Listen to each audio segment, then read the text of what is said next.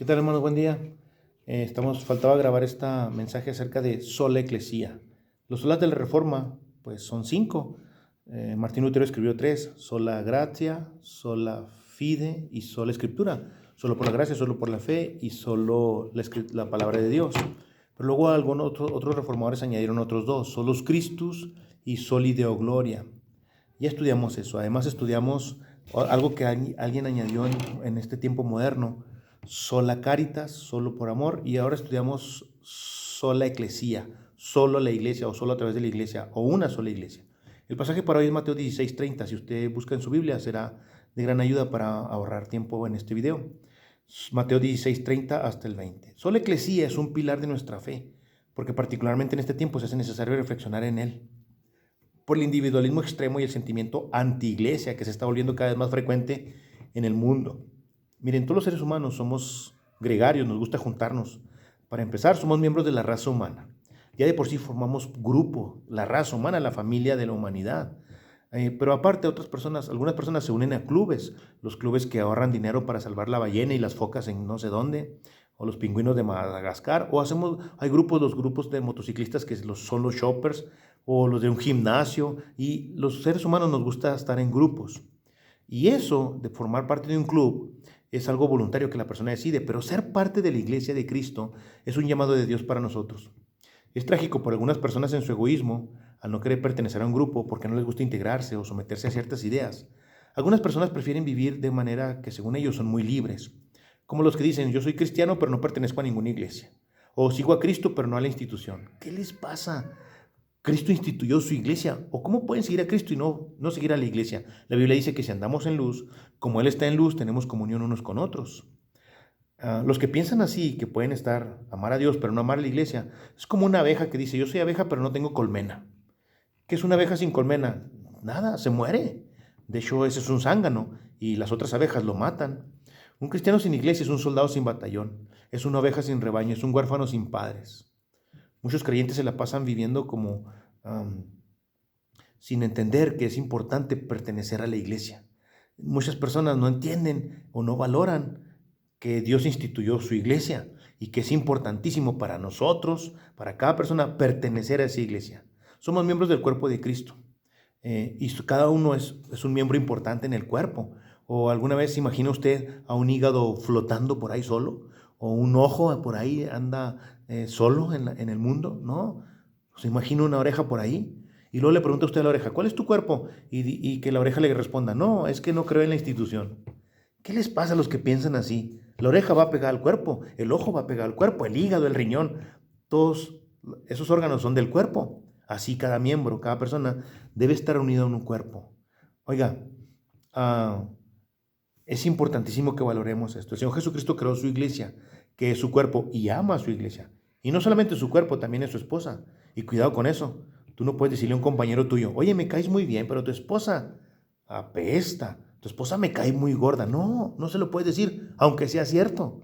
Pero no se lo dices. Entonces, ¿con qué derecho le dices a Jesús: oye, Jesús, yo te amo a ti, pero no amo a tu iglesia? No, ¿con qué derecho le dices eso? No puedes, no debes. Lo bueno es que la iglesia, aunque imperfecta, sigue siendo la estrategia de Dios para alcanzar la humanidad. Porque Dios dio el mensaje a su iglesia. Cristo fundó su iglesia para eso, para dar el mensaje, que la única esperanza de la humanidad es Cristo. Por eso bendito es el Señor que todavía hay gente que sigue queriendo buscar a Dios y buscaron en la iglesia.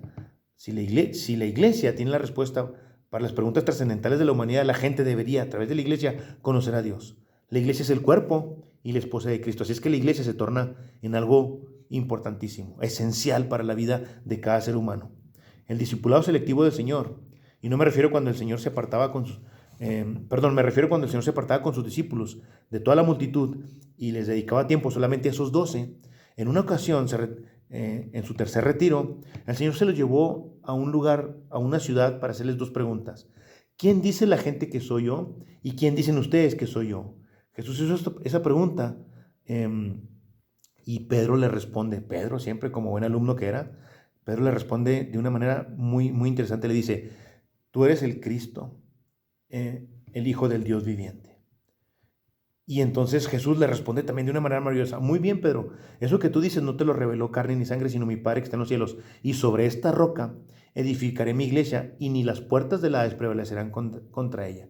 Es decir, que ese discipulado selectivo, ese retiro espiritual que Jesús hizo con sus discípulos, ese examen que les hizo con 2 preguntas, era para guiarlos a una tremenda verdad. Sola eclesía.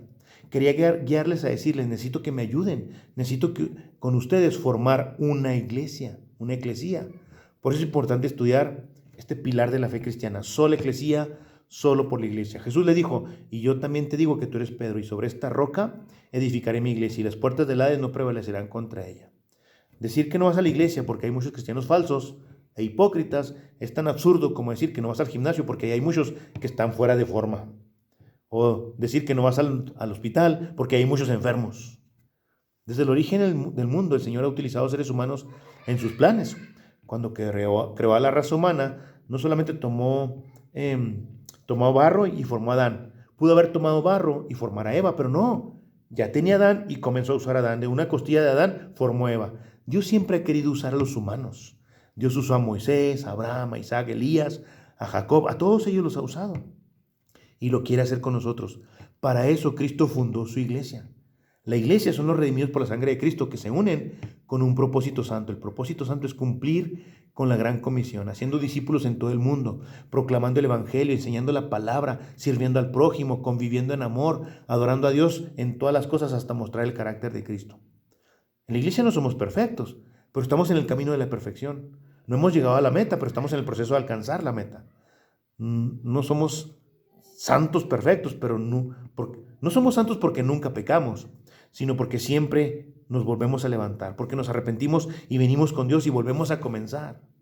Dios nos santifica, Él nos escogió y nos ha hecho sus hijos, sus mayordomos, sus soldados, sus piedras vivas, su templo, miembros de su cuerpo, ovejas de su prado.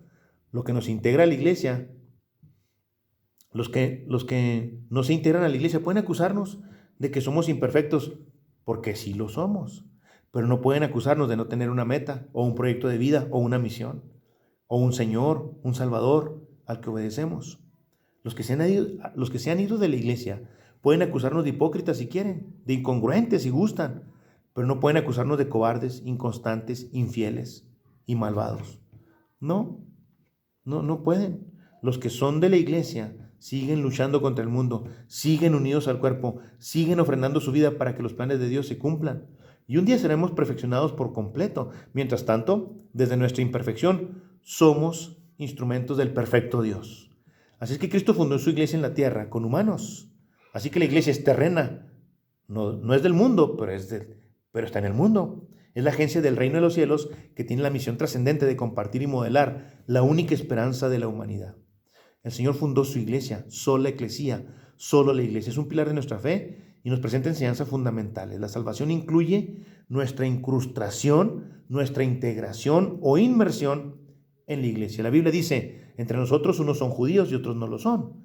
Algunos son esclavos y otros son personas libres, pero todos fuimos bautizados por el mismo Espíritu para formar una sola iglesia y un solo cuerpo. Y cada uno de nosotros, Dios nos dio el mismo Espíritu. Así que la iglesia es la congregación de los salvos, la asamblea de los redimidos, la integración de aquellos a quienes Dios ha llamado a la salvación. Es la comunidad que sana, que perfecciona, que ayuda a los heridos a levantarse, porque no está formada por seres celestiales, sino por humanos que vamos al cielo. En nuestro pasaje de hoy, podemos ubicarnos en el momento histórico en que el Señor Jesús hace esto.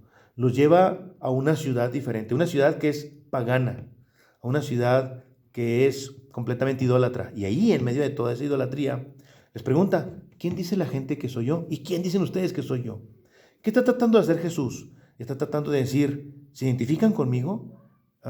¿Quién soy para ustedes? Les está preguntando, ¿les soy identidad para juntarse conmigo? Miren, hermanos, la identidad la tenemos dependiendo con quién nos juntamos. Mi identidad tiene que ver con quién me junto. Si me juntara con cholo, sería cholo mi identidad. Si me juntara con maleantes, sería mi identidad de maleante. Si me juntara con vaqueros, mi identidad sería vaquero. Pero me junto con cristianos, es que mi identidad es de cristiano. Con quien me junto, me da identidad. Entonces, juntémonos con Jesús para que nos dé identidad. Por eso Jesús les lleva a ese lugar y les pregunta, ¿quién soy para ustedes? ¿Se identifican conmigo o yo les doy identidad por juntarse conmigo? Porque decidir quién es Jesús me hace decidir quién soy yo. Porque somos en relación a Jesús. Y como la identidad es relacionarse, Entonces, he aquí las enseñanzas de este pasaje. Tres enseñanzas. Número 1, la iglesia de Cristo nos da identidad. Nuestra integración a la iglesia es un reto a tener una identidad trascendente. Nuestra identificación dice cómo nos llamaron nuestros padres, desde cuándo estamos en la tierra, dónde comenzamos a estar en la tierra, a qué nos dedicamos y a qué familia pertenecemos. Esa es nuestra identificación. Pues nuestra identidad en Cristo también dice cómo nos llama Dios, qué hacemos en el planeta, cuándo nacimos de nuevo, qué propósito tenemos para vivir y dónde iremos a pasar la eternidad. Ahora bien, los discípulos de Jesús, antes de encontrarse con Jesucristo, eran gente sana en su identidad. Ellos sabían bien quién eran. Algunos eran agricultores, otros pescadores, otros comerciantes. Había un cobrador de impuestos. Pero cada uno de los discípulos sabía exactamente bien quién era.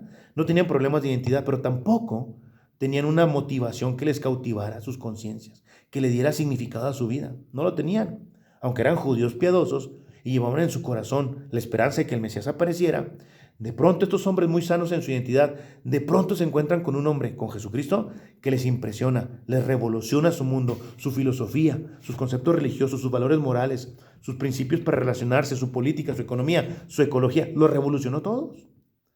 Y ahora sí que están confundidos. Ahora resulta que lo que habían creído antes está equivocado. Por eso Jesús en el Sermón de la Montaña les decía, oísteis que fue dicho, pero yo os digo. Es decir, lo que ellos sabían estaban equivocados. Así es que sí, discúlpeme, encontrarse con Jesús produce problemas de identidad. Encontrarse con Jesús es una crisis. Algunos no identifican esta crisis tan severa porque nacieron en un hogar cristiano o se convirtieron de muy jóvenes, pero los que se convierten ya de grandes, viniendo de otra religión, y ya entrados en años, debieron experimentar una crisis. A muchos les pasó así. Entonces, a los discípulos eso les pasó. Jesús los llevó aparte y les pregunta, ¿quién dice la gente que soy yo? ¿Quién dicen ustedes que soy yo? Es la misma pregunta, pero en dos niveles. La primera es, ¿qué tanto han oído? Y la segunda es, ¿qué tanto ha influido eso que oyen para que tengan un concepto sobre mí? Dice Jesús. Y Pedro siempre es el que sale al quite, es el alumno aplicado, y entonces dice, tú eres el Cristo, el Hijo del Dios viviente. ¿Qué respuesta? Y ante esa respuesta Jesús le dice, sobre esta roca edificaré mi iglesia y las puertas del Hades no prevalecerán contra ella. Esta respuesta de Jesús, hay varias interpretaciones sobre esa frase de sobre esta roca. La Iglesia Católica dice que esa roca que dice Jesús es Pedro, y sobre Pedro Jesús edificó su iglesia. Y por eso dicen que es el primer papa, que es la piedra principal de la iglesia. Pero ustedes y yo sabemos que la Biblia, por la Biblia, que Cristo es la primera piedra y que Cristo es la piedra principal. No Pedro, Cristo. Número 2, algunos cristianos dicen que Jesús apuntó a Pedro y dijo, de cierto te digo que tú eres Pedro, y luego apuntó hacia él. Y sobre esta roca, apuntando hacia Jesús, dijo, edificaré mi iglesia. Pero necesitaremos tener un video, una película, para probar que Jesús apuntó a Pedro y luego se apuntó a él. No podemos interpretar el pasaje así. Otra interpretación es que el idioma dice que cuando está explícito el sujeto, entonces se supone que el sujeto anterior del cual se está hablando es el que se está implicando allí. Y el sujeto de quien se está hablando en este pasaje es Pedro. De cierto te se refiere a Pedro. Te digo que tú se refiere a Pedro. Eres Pedro se refiere a Pedro. Entonces, la roca en este pasaje es Pedro, pero no como la roca principal de la iglesia. Es como cuando un ingeniero va a construir un edificio y va a comprar 1,000,000 de ladrillos. No dice, véndame un millar de ladrillos. No, dice, véndame un millar de ladrillo. O cuando la mamá va al mercado y dice, no dice, véndame 1 kilo de frijoles. No dice, véndame 1 kilo de frijol. Y no le dan un frijol grandotote de a 1 kilo. No, le dan una bolsa llena de frijolitos chiquitos. Así pasa aquí también. O cuando una persona dice, mira, este edificio de piedra, no dice de piedras. El edificio está formado por puras piedras, pero dice, mira este hermoso edificio de piedra. Entonces, ¿a qué se refiere este pasaje cuando dice, de cierto te digo que tú eres Pedro y sobre esta roca edificaré mi iglesia? Se refiere a esto. Jesús edifica su iglesia sobre cada persona que cree que Jesucristo es el Hijo de Dios viviente. Entonces, sobre esa roca, Jesús edifica su iglesia, sobre esa persona, sobre todos los que reconocemos a Jesucristo como Señor y Salvador. ¿Podemos ver lo importante de esto? Responder la pregunta ¿quién es Jesús? Nos convierte en algo, nos da identidad. Uno de los problemas más serios que tenemos en la sociedad es lo que el pastor Gilberto Gutiérrez le llama el equismo. X. gente que no le importa.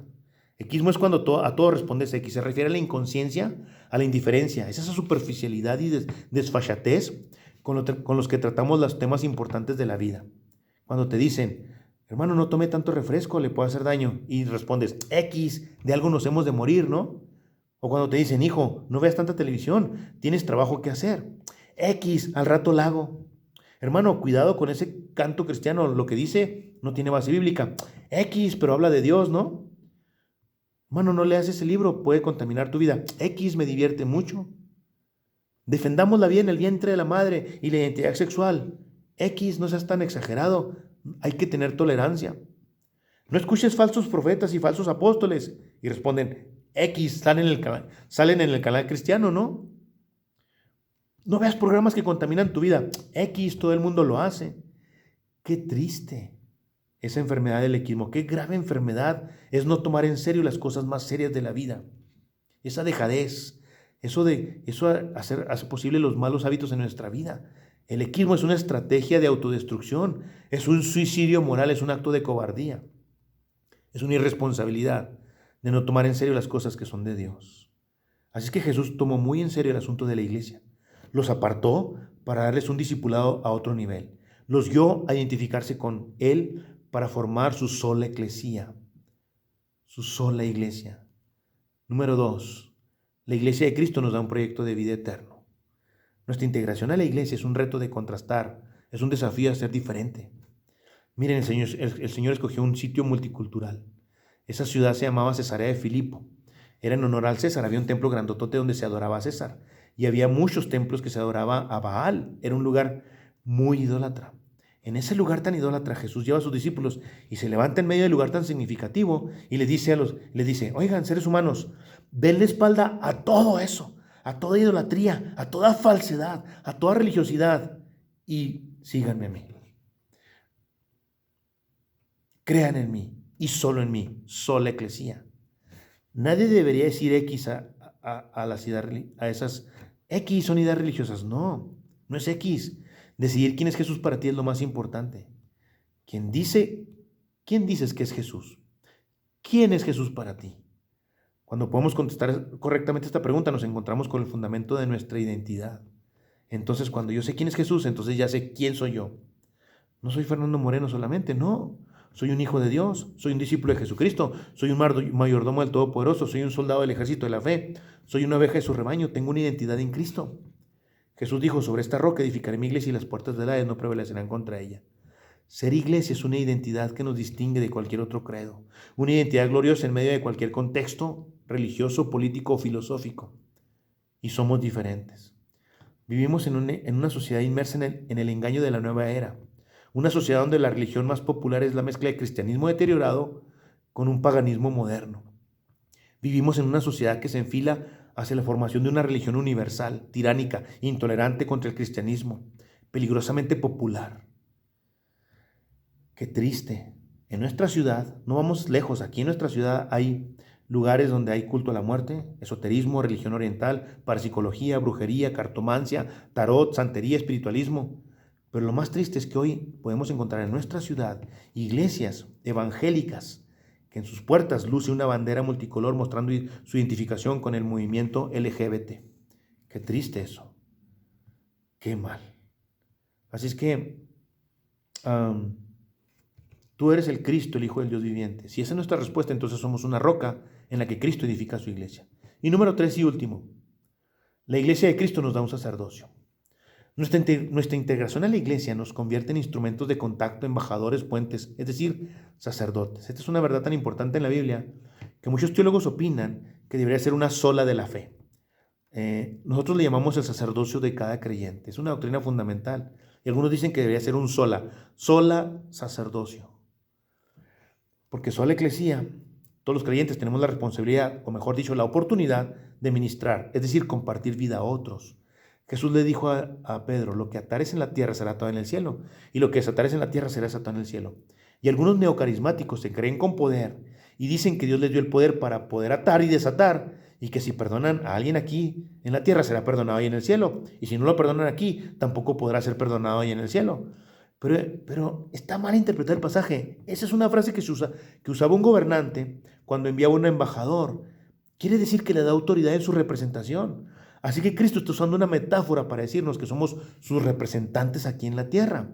Pero no está diciendo que somos los dioses de la tierra, como algunos pretenden. No. Y cuando dice que a Pedro le dio las llaves del reino, no significa que Pedro está en el cielo con un llaverote grandote, con muchas llaves. No, significa que Pedro predicó el primer sermón evangelístico y se abrió el reino para el mundo porque predicó para los gentiles. Lo que el pasaje dice es que somos sacerdotes, tenemos una misión, somos puentes para compartir la verdad. Y Pedro entendió eso. Por eso dice en 1 de Pedro capítulo 2 versículo 4, acercándonos a él, piedra viva, desechada ciertamente por los hombres, mas para Dios escogida y preciosa.